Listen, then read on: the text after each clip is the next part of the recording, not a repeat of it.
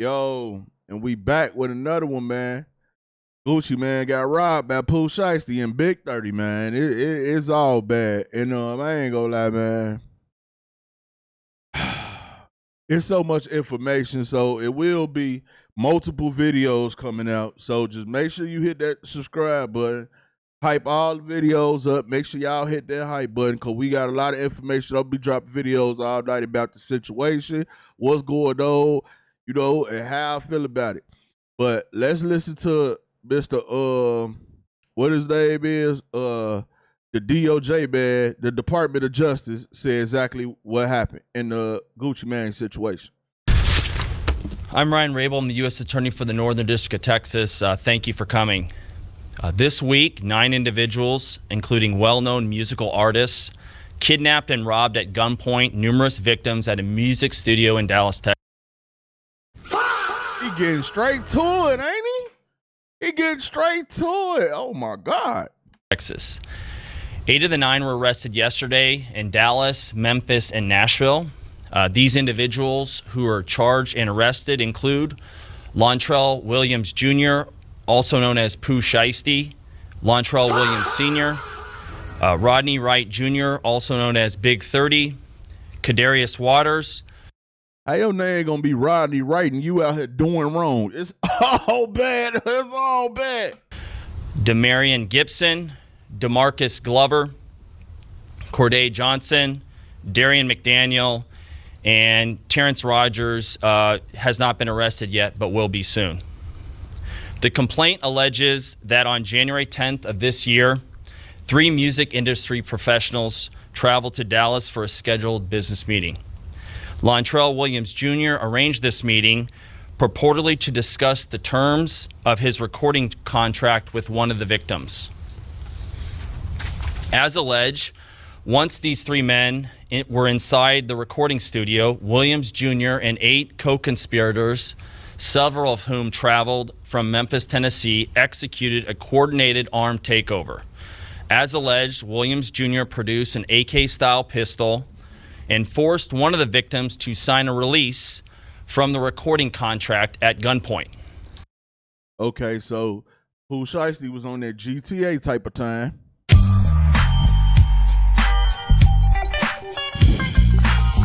Hey, man, I ain't gonna lie. If it was me, though, I wouldn't have did that. Pooh Shiesty went about this the wrong way.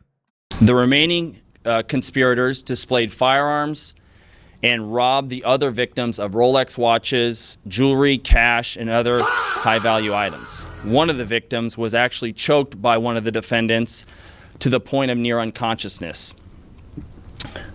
Defendant Wright barricaded the studio door with his body to prevent the victims from escaping.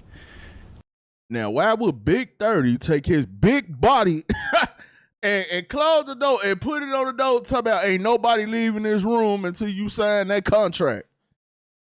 Bro, y'all think BIG30 think he Suge Knight for real. You feel me? He think he Suge Knight. The ringleader of the conspiracy, Lontrell Williams Jr., was on home confinement at the time of the offense, as alleged, for a prior firearms conspiracy charge and conviction out of the Southern District of Florida. Towards the end of his prison sentence, he had been granted home detention. Part of the terms of his home detention were that he would not commit another federal offense or possess a firearm. Right. His father, Lontrell Williams Sr., is alleged to have helped plan and execute the federal kidnapping as charged in the complaint. Daddy was in on it too. You was supposed to be leading your son down a better path. You knew this was a dumb idea, but you went along with it. Crazy. And as described further in the complaint, within hours of leaving the Dallas studio, a number of the defendants were on social media displaying some of the items that appeared to be the jewelry that had been robbed from the victims. Now, they was idiots. And I don't know how we missed all them pictures at first. They must ain't got like a lot of followers or something like that. But they definitely was showing the pictures of the stuff that they took from Gucci. Now, I'm going to put that in the other videos. So, like I said, make sure y'all subscribe. make sure y'all hype the videos up. We got that coming. We gonna get in all that in the other videos. The charging document outlines some of the evidence, just some, establishing the defendant's roles in the federal offense. This is as follows. Electronic monitoring data placing Williams Jr. at the offense location, which would put him in violation of his home detention conditions. Cell phone records and license plate reader data corroborating the coordinated travel of multiple defendants from Memphis, Tennessee to Dallas. Rental car records confirming Williams Sr. rented a vehicle that was used by the group. Surveillance footage from the offense location, a nearby office supply store, and a hotel where several of the defendants stayed following the offense. Fingerprint evidence as well that was recovered from the crime scene. Pooh Shiesty cook, bruh. I ain't gonna even lie to y'all. Like this man done said enough already. They finna fry him. Matching at least two of the defendants. Social media posts by defendants displaying what appears to be stolen property just in the days following the offense. Greyhound bus records confirming the travel of multiple defendants from Dallas to Memphis the day after the offense. In this case, came to Dallas to conduct legitimate business, and they were met with firearms and violence as alleged in the charging document. This case should serve as a warning to others who believe that using violence and intimidation tactics to rob others in our community is a viable way to conduct business. I'm here to say that it is not, and that if you choose to do this, we will, together with our law enforcement partners here and the other ones in the Northern District of Texas, will bring you swiftly to justice. I want to thank the FBI Dallas Violent Crimes Task Force, the FBI's Memphis Resident Agency and Nashville Field Office, the Memphis Safe Task Force, the Dallas Police Department, the United States Attorney for the Western District of Texas. Then y'all done crossed state lines with guns y'all don't supposed to have, and this man jewelry, which is stolen property. Man, it's finna get ugly. And you know what the worst part is?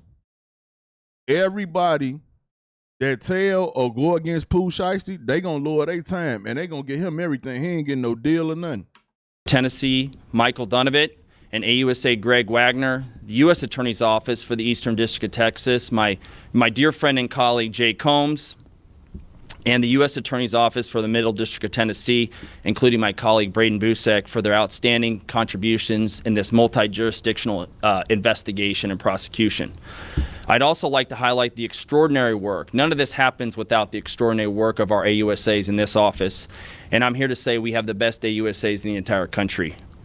That includes AUSAs Robert Withers, Claire Demers, and my violent crime chief, Jeremy Fugate. This case really underscores the importance of standing up for crime victims, no matter who they are or where they come from, and the incredible collaborative, investigative partnerships that we have, not only in the Northern District of Texas, but across the country, and we are all working together to make our country safer. So thank you for being here today, and I'll answer some questions after my colleague here speaks. But now I'm going to turn it over to him, and this is Jeremy Wright, who's the Dallas FBI Assistant Special Agent in charge. Yeah, thank you, Ryan. Good morning, everybody. As Ryan said, my name is Jeremy Wright. I'm Assistant Special Agent in charge for FBI Dallas. As United States Attorney Raybold said, we're here today to announce the arrest of several individuals in the Memphis and Nashville, Tennessee areas, as long as one here in Frisco, Texas. These arrests are the result of a violent kidnapping of 3 individuals here in the Dallas area. The majority of those arrested did travel from Memphis to Dallas to commit that offense. Our office collaborated with multiple law enforcement agencies and other FBI offices to carry out this investigation that ultimately led to these arrests. So I'd like to thank the Dallas Violent Crimes Task Force, Dallas Police Department, the Memphis Safe Task Force, Memphis, Tennessee Police Department, and the Shelby County, Tennessee Sheriff's Department for helping with this. So as soon as this happened, Dallas was already on y'all. The Memphis people was already on y'all, and they trying to make it seem like everybody got locked up today, but some of them they already had. Matter of fact, the craziest part, and I don't know how people missed this or had this didn't snuck up under the table or anything, some of them didn't already had their first court dates. And a lot of people not even paying attention to that. Like they already done had like they first hearings and everything. Like I'm talking about like at the time when they really got locked up. Not today, not this week. But they done already been in trial for this, and the fact that nobody spoke on it, that's crazy. This investigation. Violent crime does remain a top priority for the FBI, and we dedicated significant resources from here in Dallas FBI, Nashville, Little Rock, Birmingham, and Atlanta FBI offices to investigate and successfully arrest these individuals. We remain committed to investigating violent crimes like these. No matter who you are, we will fight every day alongside our partners to make our communities safer. So, thank you. And we have time for some questions. If you would just identify who you were with and your name would be helpful. Yes, sir. Kevin Reese with WFAA. Hi, Kevin. It may be in the release that you're going to send us, but can you be more specific to who these victims are and a specific location of this studio that you were talking about? I'll answer the last part first. Yes, it'll be in the complaint, and we're happy to get you a copy of that. It's now unsealed. It was off Dallas Parkway in Dallas, Texas, a music studio. That's what's identified in the complaint. As far as victims go, we won't get into at this time who the victims are or not. Chase with the Dallas Morning News. Can you describe the injuries suffered by the 3 victims? So one of the victims, and this is actually in the complaint, and we'll get you a copy as well. There's a photograph of the injury. It looks like. I got all them pictures, man, and it don't look good, bro. They say they choked one man out. The man was unconscious. The man got marks all around his neck, marks on his wrist. Like, they say they put the guns to the back of Gucci head. Like, oh, man, it's all bad, bro. It's all bad. It's like there's some abrasions on the neck and arm. You were still seeking one suspect, you said. One of the individuals that's been charged has not had his initial appearance yet, but agents are actively working to locate and bring him to court. And I wanted to touch on that, actually. Eric Bushman with KRLD. Since there's one person you're still trying to get to come in, I guess it's not an arrest, it's its initial appearance, you would say that you're trying to work out. Because you're going public with this, are you afraid at all that that's going to hinder and eventually getting that individual in? Agents are working to find him. The complaint has already been unsealed, and a number of these defendants have had their public hearing already, their initial appearance, and so it's already out there that this individual has been charged, and so that information is in the public record. But I trust that the agents will be able to identify. So that's what I'm talking about right there. So y'all say so. It's like it's new to us because they just putting everything out there, but a lot of these dudes done already been in court and everything. So that's why BIG30 been on the run. BIG30 know they looking for him. It's over with. Identify this person and find them and bring them to justice. Of course, that person can turn themselves in immediately. 2 questions. This is Chase with the Dallas Morning News again. So the initial incident happens in January 10th. We're here in April. Can you describe the timeline and the length of time, why we're talking about this now? Because it sounds like these arrests happened recently. And then the second part of that question, did all of the arrests happen yesterday, or were they happening over the span of time that we're talking about? Yeah, good questions. I'll start with the last part. 8 of the 9 happened yesterday, and then we're still working on one more. And that was, again, a lot of those happened in Memphis, one happened in Nashville, and we're working now with our Georgia counterparts to get the last person brought to justice. Do you want to ask another question and follow up to that? No, actually, I forgot you had 2. Come back to me after you. Okay, and remind me of your first part, sir. We had the initial incident on January 10th, Yep. here April 2nd. Can you describe and kind of characterize why, that amount of time passed before they were arrested? Well, that was one of the reasons I wanted to list off some of the evidence that has been uncovered to date. A lot of this was subpoena work, search warrant work, and things like that in order to develop the investigation. And so the agents here with me, the agents out in the field, it takes a little bit of time to identify who did this offense and build a case so that we feel comfortable bringing the charges. So actually that's pretty quickly for a federal case of this gravity and this nature. And so I'm very proud of the investigative work, and it will continue from this office as well as our FBI and our local police department. If convicted of these charges, these arrests, how serious are these crimes? What do these people face? They're facing a range, so there's no mandatory minimum in this case. It's a range of punishment, and it'll be in the province of the judge, whoever gets the case. But it could be from 0 all the way to life imprisonment. And as you know, a lot of what will guide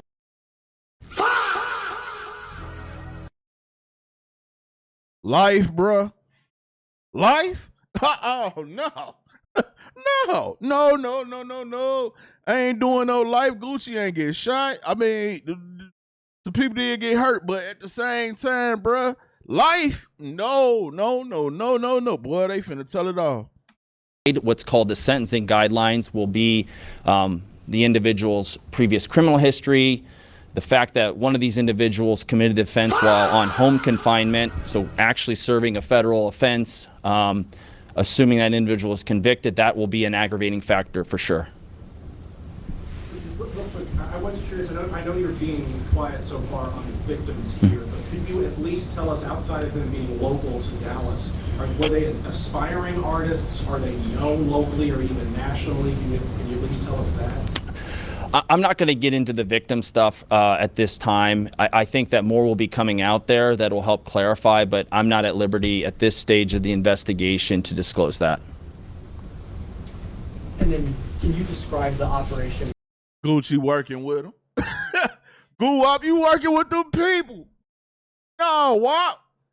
Oh, man, Guwop working with the people. Oh, Lord. Gucci Mane working with the people. Not on my bingo card for 2026. Neither was Pooh Shiesty robbing them either, though. But still, man, when them people don't want to say your name and everything, you working with them people. But like I said, I got the work. We got the paperwork. Gucci working with the people, man. Man. Man. You know what, man? It was some good music in my generation. All y'all telling, all y'all being rats, all y'all going against the code. It's like, bruh, it ain't too many Atlanta artists left I got to listen to. Y'all telling on everybody. Gucci Mane out here working with them people, man. I never thought I'd see the day, man. What is going on out here? This the world we really living in, where Gucci Mane is working with the federales?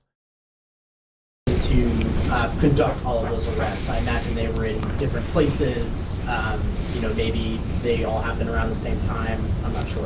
I'm going to hand that one off to my colleague here, Jeremy Wright. Thank you for the question. It requires a lot of partnerships across multiple jurisdictions to be able to conduct simultaneous arrests in a manner, to not alert other folks and to do it safely. So really, it's just a coordinated effort. Unfortunately, we have great relationships here locally with Dallas PD and our other partners, as well as other FBI offices have the similar relationships. Memphis is unique. They have the Memphis Safe Task Force there currently, which was kind of a help in a lot of this. So it's really just coordination and pre-planning. And a follow-up to that. So were all of the arrests in Memphis, or? No. Memphis, we had one in Frisco, Texas, yesterday morning. The rest were in Memphis, and as the U.S. Attorney said, we're actively pursuing the final arrest. BIG30, they think you in Atlanta. If you there, get up out of there.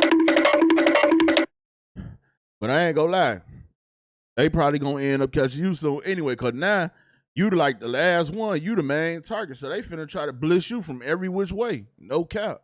Thank you. Yeah. Did you have another question, sir? Mugshots,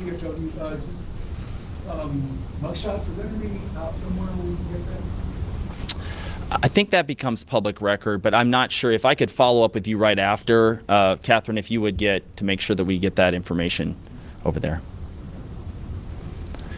Thank you for coming. If there are any further questions. All right, yeah, man. We go ahead and wrap this up. Like I said, man, hit that subscribe button, hype me up, cause we got a lot to go over. I can't put it all in one video.